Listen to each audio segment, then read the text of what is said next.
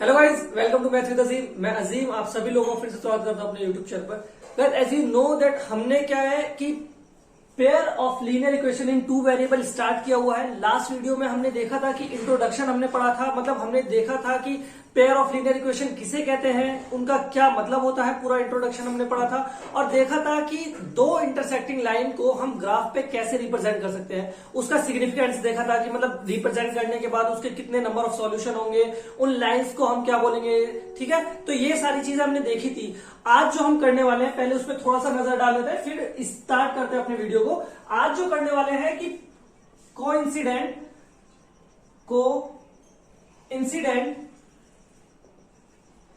Coincident line और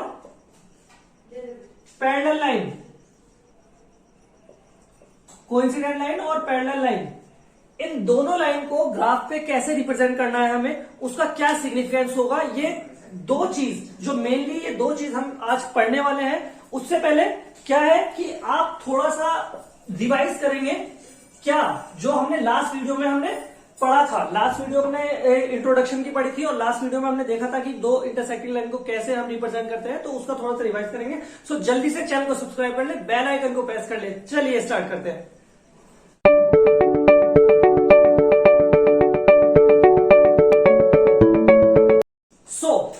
हम किस बारे में बात कर रहे हैं?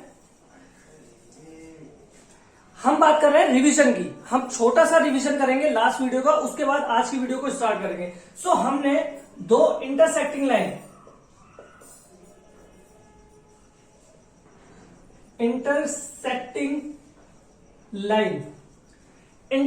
लाइन या कह सकते हैं intersecting linear equation in two variable हमने रिप्रेजेंट करा था अपने ग्राफ पे। ठीक है ना, कुछ ऐसे करके हमने रिप्रेजेंट करा था और जो एक पॉइंट पर आके दोनों को इंटरसेक्ट कर रही थी। तो इस पॉइंट के जो कोऑर्डिनेट आ रहे थे उन्हें हमने बोला था कि वही कोऑर्डिनेट जो है इन दोनों लाइंस के, इन दोनों इक्वेशन के क्या होंगे, सॉल्यूशन होंगे। और इन दोनों लाइन को हम क्या बोलते हैं? कंसिस्टेंट लाइन बोलते हैं, कंसिस्टेंट लाइन बोलते हैं इन दोनों लाइन को, या इस इक्वेशन सिस्टम को हम बोलते हैं कंसिस्टेंट लाइन। और जो इसका सॉल्यूशन आता है उसे क्या बोलते हैं? यूनिक सॉल्यूशन बोलते हैं। ठीक है ना। ये छोटा सा रिवीजन जो है मैंने लास्ट वीडियो से लेकर आया हूं आपके, ताकि आपको आगे बढ़ने में थोड़ा इजी लगे। हमने क्या कहा कि दो लाइन हमने देखी थी, एक पॉइंट पे इंटरसेक्ट कर रही थी दोनों, तो उसका जो कोऑर्डिनेट आए थे उन्हें हमने उस दोनों लाइन का, दोनों इक्वेशन का सॉल्यूशन बताया था।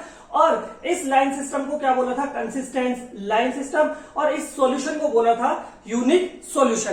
तो अभी आगे हमें क्या पढ़ना है? आगे हमें देखना है कोइंसिडेंट लाइन के लिए, यानी कि दो कोइंसिडेंट लाइन या दो कोइंसिडेंट जो है इक्वेशन को हम ग्राफ पेपर पर कैसे रिप्रेजेंट करते हैं। तो चलिए देखते हैं। तो क्वेश्चन मैंने लिख दिया है, मैंने इक्वेशन सिस्टम लिख दिया है। क्या लिखा है? x minus 2y equal to -2 and 4x minus 8y equal to -8।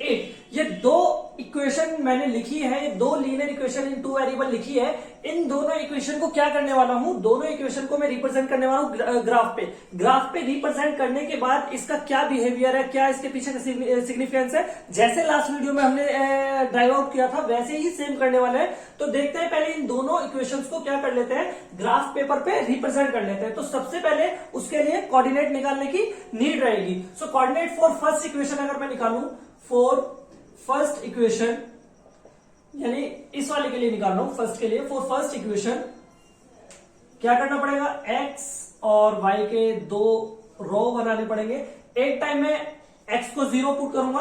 अगर मैंने x को 0 पुट किया है, y की जो वैल्यू आ रही है मेरे सामने वो आ रही है -1, -1 नहीं, +1। ठीक है ना। x को अगर मैंने 0 पुट किया है, y की वैल्यू हो जाएगी -2 डिवाइड बाय -2, दैट इज 1। अभी y को मैंने 0 पुट किया है, अभी मैंने y को 0 पुट किया है, तो x की वैल्यू डायरेक्टली आ रही है -2। x की वैल्यू आ रही है directly -2।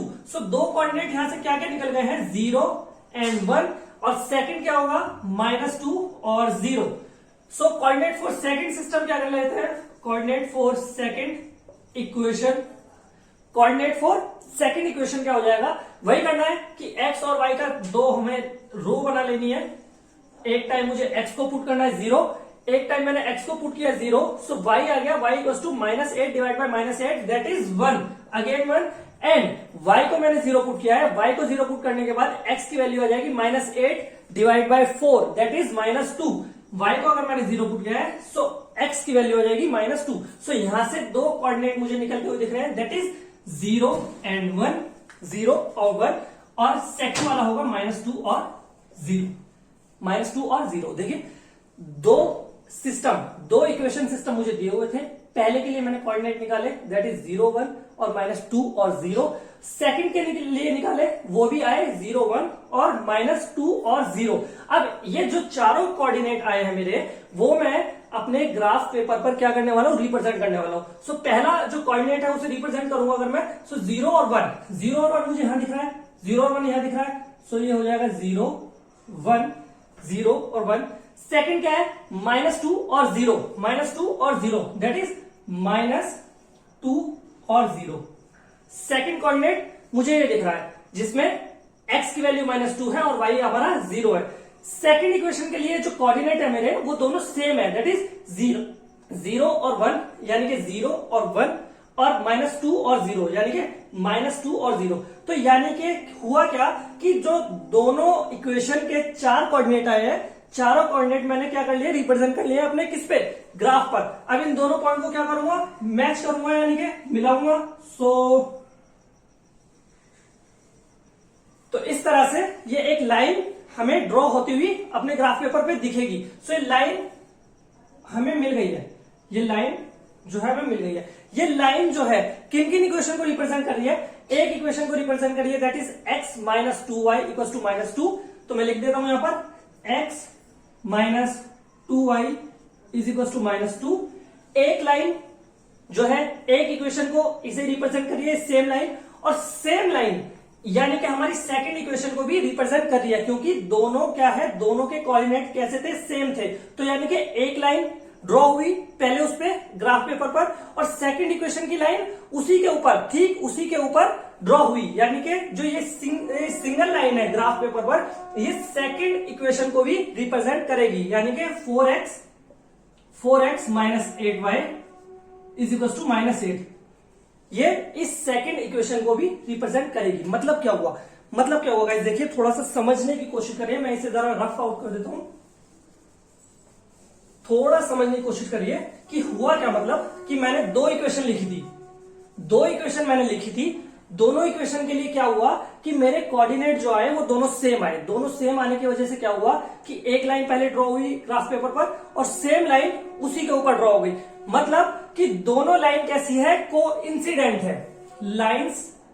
Lines are coincident. Line कैसी है, कोइंसिडेंट है, यानी कि एक के ऊपर एक लाइन है, एक के ऊपर एक लाइन लाई कर रही है, एक के ऊपर एक लाइन है। मतलब कि इसके साथ इस पे जितने भी कोऑर्डिनेट, अब इस लाइन पे जितने भी कोऑर्डिनेट आप फाइंड आउट करोगे, यानी कि मैं यहां से आते हुए ये एक आ जाएगा और ये आ जाएगा। तो ये एक पॉइंट जो है, ये एक पॉइंट है, इसके कोऑर्डिनेट क्या क्या आ रहा है, 2 एंड 2, 2 एंड 2। तो इसी तरह यहां पर आप देखेंगे, यहां से एक लाइन यहां पे आएगी और एक लाइन ये 1 पे आते हुए दिख रही है। So means -4 and -1। तो कितने कोऑर्डिनेट हो गए आप देखिए, 2 एंड 2, 0 एंड 1, -2 और 0, -4 एंड -1। तो इसका मतलब क्या हुआ, एक लाइन पे इतने सारे कोऑर्डिनेट क्या कर रहे हैं, लाई कर रहे हैं। सो इसका क्या मतलब हुआ, इन दोनों इक्वेशंस के, इन दोनों जो दोनों इक्वेशन मैंने लिखी है लास्ट में, उन दोनों इक्वेशंस के मैनी सॉल्यूशन हो सकते हैं। मैनी सॉल्यूशन मतलब एक से ज्यादा सॉल्यूशन हो सकते हैं। लास्ट वीडियो में जो मैंने इंटरसेक्टिंग लाइन का मैंने आपको सिग्निफिकेंट बताया था, उसमें जो हमारी लाइन थी एक पॉइंट पे दोनों को इंटरसेक्ट कर दी थी। एक पॉइंट पे इंटरसेक्ट करने का मतलब क्या है कि उस दोनों जो इक्वेशन है, वो जो दोनों इक्वेशन सिस्टम है, उसका बस खाली एक ही सॉल्यूशन हो सकता था। कौन सा, जहां पर वो लाइन इंटरसेक्ट कर रही थी आपस में एक दूसरे को, एक पॉइंट पे, सिंगल पॉइंट पे, इसलिए उसका एक सॉल्यूशन था, इसीलिए उसे क्या कह रहे थे, यूनिक सॉल्यूशन बोल रहे थे।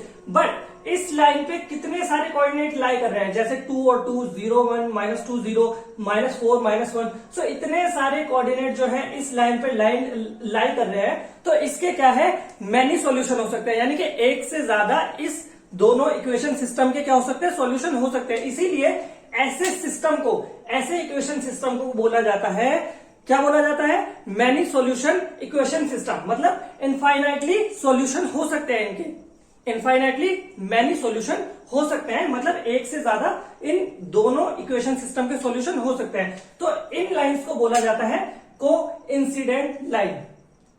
लास्ट जो लाइन सिस्टम मैंने, जो इक्वेशन सिस्टम मैंने आपको ड्रॉ करवाया था ग्राफ पर, उन लाइंस को बोला जाता है, क्या बोला जाता है, इंटरसेक्टिंग लाइन। जबकि इस वाले इक्वेशन सिस्टम को बोला जाता है लाइंस आर कोइंसिडेंट, मतलब कोइंसिडेंट इक्वेशन सिस्टम, यानी कि एक के ऊपर दूसरी लाइन क्या कर रही है, लाई कर रही है, ठीक है।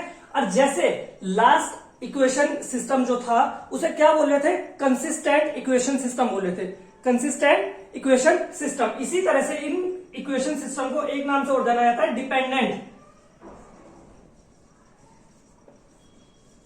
Dependent equation system, dependent equation system. अगर ग्राफ पे अगर इसे बोला जाएगा तो ग्राफ पे तो बोला जाएगा कोइंसिडेंट। ग्राफिकली अगर आपसे पूछे कि ये लाइन सिस्टम कैसा है, तो कोइंसिडेंट लाइन सिस्टम है, क्योंकि एक लाइन के ऊपर दूसरी लाइन लाई कर रही है, ठीक है। लास्ट इक्वेशन जो हमने करवाई थी उसमें क्या था, एक लाइन एक दूसरे को इंटरसेक्ट कर रही थी, इसलिए उन इक्वेशन सिस्टम को बोला जाता है इंटरसेक्टिंग। अगर ग्राफिकली आपसे पूछे तो वो थी इंटरसेक्टिंग, ठीक है ना। ये ग्राफिकली क्या है, कोइंसिडेंट, बट जनरली उसे क्या बोला जाता है, कंसिस्टेंट, और इसे बोला जाता है dependent equation system. Okay guys, आपको बात समझ में आई होगी आई होप, जो मैंने आपको समझाने की कोशिश करी है। इसके क्या है, क्वेश्चन जो सॉल्यूशन होंगे एक से ज्यादा होंगे, बट लास्ट जो मैंने क्वेश्चंस आपको कराए हैं उसमें एक ही पॉइंट पे इंटरसेक्ट हो रहा था दोनों इक्वेशन, इसलिए उसका क्या था, एक ही सॉल्यूशन था। बट इसके क्या है, एक से ज्यादा सॉल्यूशन हो सकते हैं, ठीक है। तो ये था आपके लाइन सिस्टम जो एक दूसरे के कोइंसिडेंट हो, ठीक है। अभी नेक्स्ट और लास्ट जो है हम देखेंगे पैरेलल के लिए, यानी कि दो लाइन जो ग्राफिकली हम रिप्रेजेंट करेंगे वो दोनों एक दूसरे के क्या होगी, पैरेलल होगी, उसके सिग्निफिकेंस वो भी हम देखेंगे। चलिए देखते हैं। So guys, third and the last system of equation are given below, मतलब दो इक्वेशन अभी दिया हुआ है एक का, और इन दोनों पेयर ऑफ इक्वेशन को मुझे क्या करना है, अपने ग्राफ पे फिर से रिप्रेजेंट करना है, और फिर से वही सारी एक्टिविटीज करनी है कि, और ये देखना है कि इसका सिग्निफिकेंस क्या होगा। मतलब इन दोनों इक्वेशन को अगर मैं ग्राफ पे रिप्रेजेंट कर दूं तो इसका मतलब क्या निकलता है। तो जल्दी से, मतलब टाइम ना वेस्ट करते हुए, पहले इन दोनों इक्वेशन के कोऑर्डिनेट निकाल के रिप्रेजेंट कर लेते हैं, फिर आगे बढ़ते हैं और देखते हैं क्या होता है। चलिए, सो एक्स वाई, ठीक है। पहली इक्वेशन के लिए अगर मैं बात करूं, so x equal to 0, if x is equal to 0 then y equal to 3 3 are 9, -9 over -3, minus minus cancel, 3 3 are 9, so y equal to 3 and y is equal to 0, if y is equal to 0 then x is equal to -9, then x is equal to -9। So दो coordinate निकले, यानी कि 0 and 3, 0 and 3 and -9 and 0, -9 and 0, दो coordinate जो coordinate है मेरे निकल गए हैं पहली इक्वेशन से। फॉर सेकंड इक्वेशन क्या करना पड़ेगा, वही x y का एक मुझे रो बनाना पड़ेगा। x अगर 0 पुट करूंगा, if I put the 0 x is equal to 0, so y is equal to 4/3 of minus का 4/3 मुझे क्या मिल जाएगा, y की वैल्यू मिल जाएगी। एंड y अगर 0 पुट करूंगा, सो x इज इक्वल टू 4 मुझे मिल जाएगा। यानी कि यहां से भी दो कोऑर्डिनेट निकलेंगे, यानी कि 0 एंड -4/3 एंड 4 एंड 0। तो ये दो इक्वेशंस के लिए चार कोऑर्डिनेट, यानी कि 0 3 -9 0, थर्ड इज 0 -4/3 एंड 4 एंड 0। ये चारों कोऑर्डिनेट फिर से मुझे क्या करना पड़ेगा, अपने यानी कि ग्राफ पे क्या करना पड़ेगा, रिप्रेजेंट करने पड़ेगा। उससे पहले मुझे इस ग्राफ को थोड़ा एक्सटेंड करना पड़ेगा। जैसे कि आप देख पा रहे हैं कि x की वैल्यू -9 तक जा रही है और मैंने अपना ग्राफ बनाया -5 तक, तो मुझे थोड़ा एक्सटेंड करना पड़ेगा। सो चलिए कर लेते हैं इसे एक्सटेंड थोड़ा सा। अपने ग्राफ को, -9 और 0 जो कोऑर्डिनेट है मैं इधर लिख देता हूं, -9 एंड 0। सो इसे मैं एक्सटेंड कर लेता हूं थोड़ा। चलिए,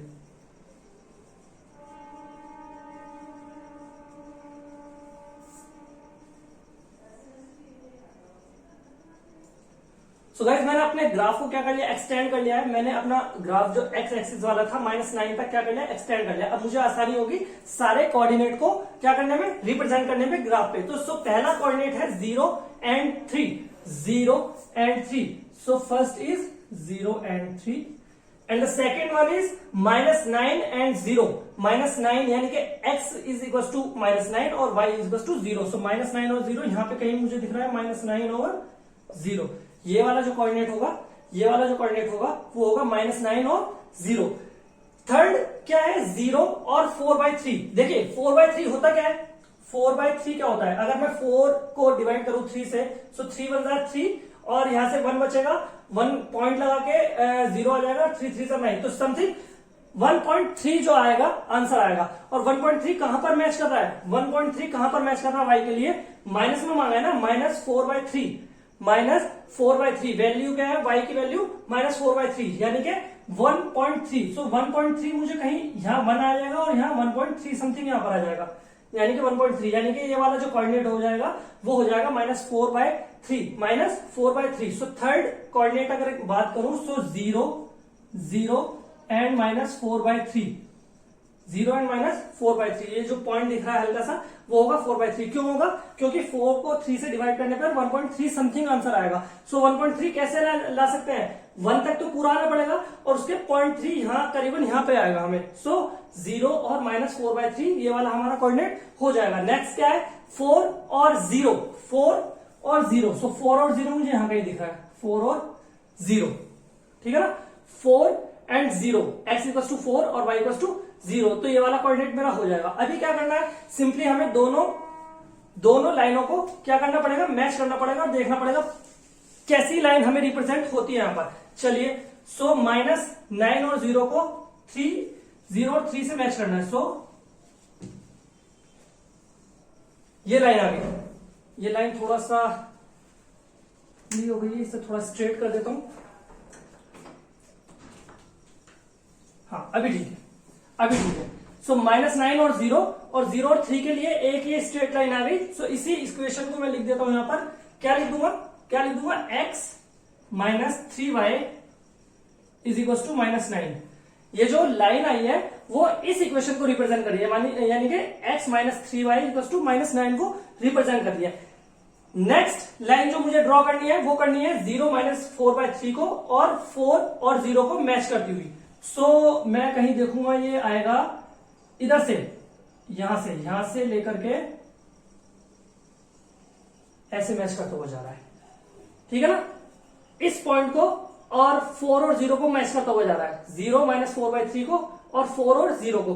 तो थोड़ा सा आप देख पा रहे हो कि मतलब मैंने इसे रफली बनाया, आप स्केल और ग्राफ पेपर का अगर यूज करेंगे तो आपको क्या दिखेगा, पहले मैं इसका इक्वेशन लिख देता हूं। ये होगा x - 3y is equal to 4, ठीक है ना। सो मैंने अभी इसे बाय हैंड बनाया, मतलब रफली थोड़ा बनाया, इसलिए दिख रहा है ऐसा। आप ग्राफ पेपर और पेन और पेंसिल का प्रॉपरली इस्तेमाल करके, प्रॉपरली यूज करके अगर बनाएंगे तो आप देखेंगे कि ये जो दोनों इक्वेशन है, ये दोनों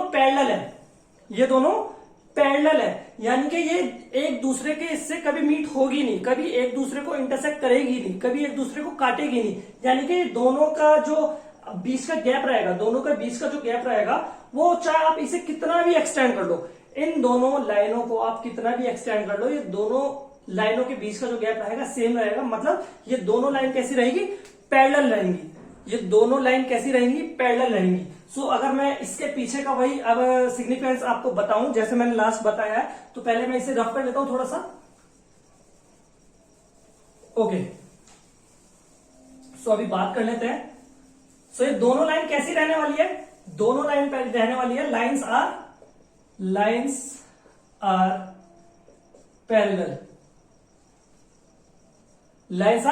पैरेलल, मतलब ये दोनों लाइन एक दूसरे को कभी काटेगी नहीं, कभी इंटरसेक्ट नहीं करेगी, कभी एक दूसरे से मिलेगी नहीं, दोनों पैरेलल रहेगी। ये दोनों पैरेलल रहेगी तो क्या इनका कोई सॉल्यूशन होगा? क्या इन दोनों लाइनों का कोई सॉल्यूशन होगा? नहीं होगा। क्यों नहीं होगा? क्योंकि देखिए ना, अगर कोई एक कोऑर्डिनेट मैं इस लाइन का ले लेता हूं, मान लो 0 और 3 मैंने इस लाइन का एक कोऑर्डिनेट ले लिया, या मैं कह देता हूं कोई और एक कोऑर्डिनेट जो इस लाइन के यहां इस वाले पॉइंट पे कोई एक कोऑर्डिनेट मिलेगा, वो मैंने कोऑर्डिनेट ले लिया। सो ये वाला कोऑर्डिनेट इस वाली इक्वेशन को तो सेटिस्फाई करेगा, कोई डाउट नहीं है। ये वाला जो कोऑर्डिनेट मिलेगा इस वाली जो है इक्वेशन को सेटिस्फाई करेगा, बट ये वाला जो कोऑर्डिनेट है ना, इस वाली इक्वेशन को कभी सेटिस्फाई नहीं करेगा, इस वाली इक्वेशन को कभी सेटिस्फाई नहीं करेगा। इसलिए इन दोनों इक्वेशन का कोई सॉल्यूशन नहीं होगा, कोई सॉल्यूशन नहीं होने वाला है इन दोनों इक्वेशन का, क्योंकि जो कोऑर्डिनेट है मे बी एक लाइन को, एक इक्वेशन को सेटिस्फाई कर सकता है, बट वो सेम कोऑर्डिनेट दूसरी लाइन या दूसरी इक्वेशन को सेटिस्फाई नहीं करेगा, क्योंकि ये दोनों लाइन कैसी है? ये दोनों लाइन पैरेलल है, ये दोनों लाइन पैरेलल है, एक दूसरे को कहीं पे इंटरसेक्ट नहीं कर रही है, एक कोई कॉमन कोऑर्डिनेट नहीं है इन दोनों का। सो इसीलिए इन दोनों लाइन का कोई सॉल्यूशन नहीं होगा। So there is no solution for the given lines. इसीलिए इन दोनों इक्वेशन सिस्टम को क्या बोला जाता है? इनकंसिस्टेंट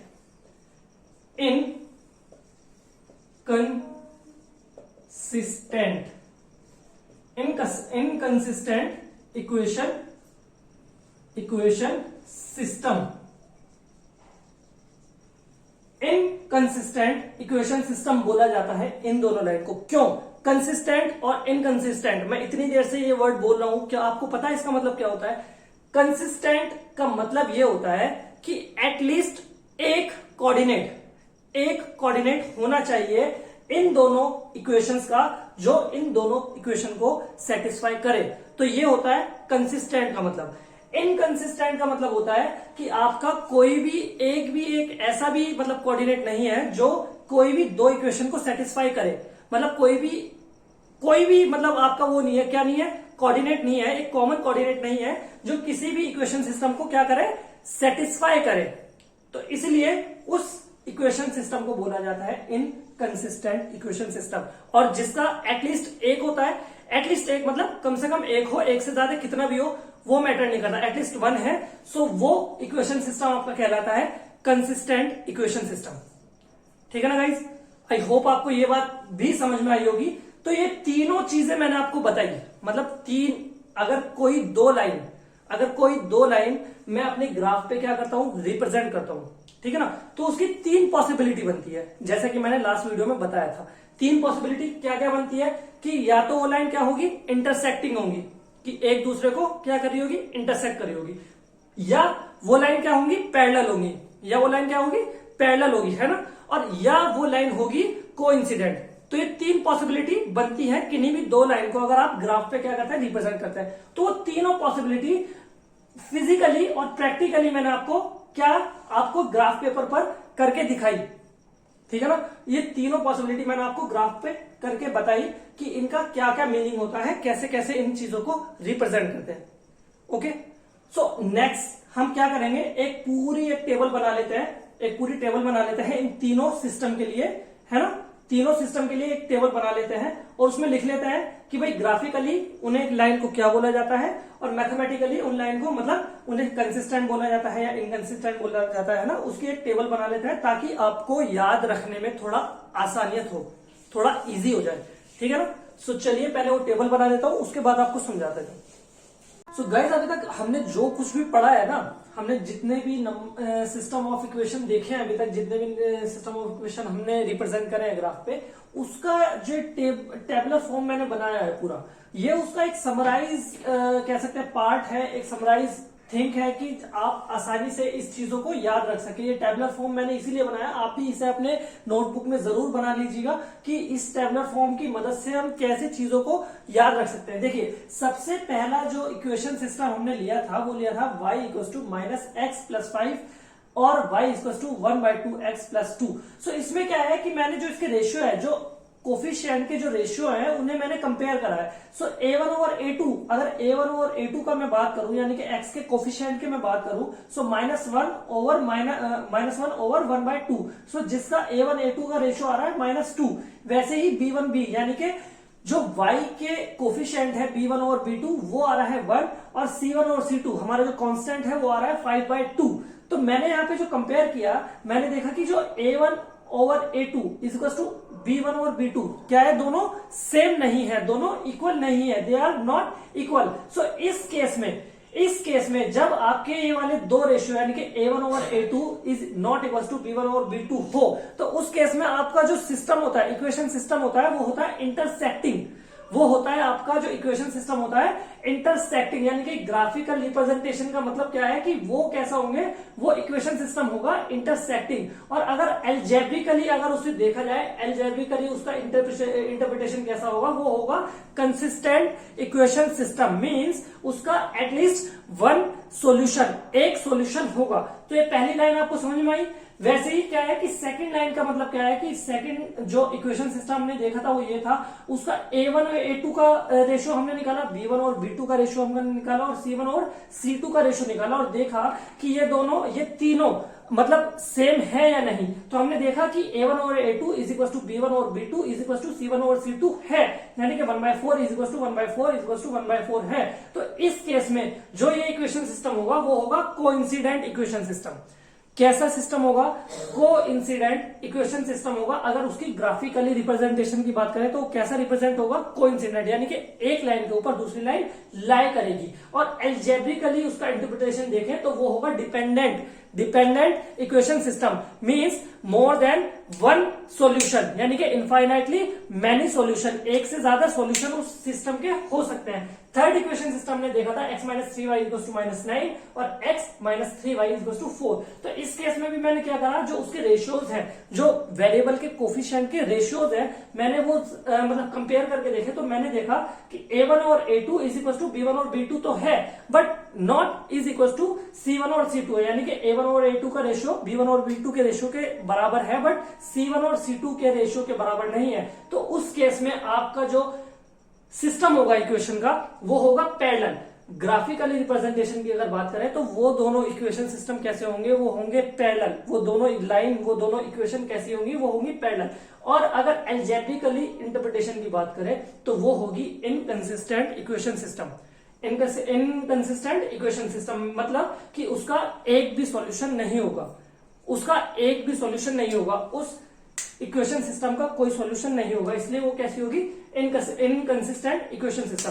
सो गाइस, ये एक टेबलर फॉर्म जो है आपको बहुत ही हेल्प करने वाला है। आप simply but pair of linear equation के मतलब देख करके, किसी भी इक्वेशन सिस्टम को देख करके और उनके कोफिशिएंट के वेरिएबल यानी कि कोफिशिएंट के जो रेशियोज है उन्हें आप क्या करें, कंपेयर करें और ये देख लें कि भाई वो इक्वल है या नहीं है। उसी चीज से आप बता सकते हो कि वो इक्वेशन सिस्टम कैसा है, वो इंटरसेक्टिंग इक्वेशन सिस्टम है या वो कोइंसिडेंट इक्वेशन सिस्टम है या वो पैरेलल इक्वेशन सिस्टम है। तो आप सिंपली बस उनके जो रेशियोज है उन्हें कंपेयर करके बता सकते हैं कि ये किस तरह का इक्वेशन सिस्टम है, ठीक है ना। सो गाइज, इस पार्ट को अगर यहीं पे हम वाइंड अप कर दें तो आई थिंक बहुत अच्छा रहेगा, क्योंकि ज्यादा लंबी नहीं करेंगे हम वीडियो, ठीक है। सो इस जो पार्ट को हम यहीं वाइंड अप करते हैं। सो आई होप आपको वीडियो समझ में आया होगा, वीडियो आपको अच्छा लगा होगा। इन केस अगर कोई भी आपका डाउट रहा हो, कोई भी किसी भी तरह का डाउट रहा हो, तो आप मुझे कमेंट सेक्शन में जरूर पूछिएगा उस बारे में। सो जल्दी से जल्दी उसका क्या करेंगे, क्लियर करेंगे उस डाउट को। और इनकेस आपको कोई भी इससे क्वेरी हो इस वाले लेक्चर से तो आप जरूर पूछेगा मेरे से, ठीक है। सो वीडियो अगर आपको अच्छा लगा हो तो वीडियो को लाइक करें, ज्यादा से ज्यादा शेयर करें अपने दोस्तों के साथ। जैसे कि आपको पता है कि बोर्ड एग्जाम है और आने वाले हैं, तो उन्हें भी बहुत हेल्प होगी इन वीडियो लेक्चर की, ठीक है। अगर चैनल पे नए हैं तो चैनल को सब्सक्राइब कर ले, बेल आइकन को प्रेस कर ले, ताकि ऐसे नए इंटरेस्टिंग वीडियो आपको रोज मतलब अल्टरनेट डेज पे आपको नोटिफिकेशन मिलता रहे और फाइंड करने में आपको कोई डिफिकल्टीज फेस ना करनी पड़े। ओके, सो घर पे रहे, सुरक्षित रहे, मिलते हैं नेक्स्ट वीडियो में।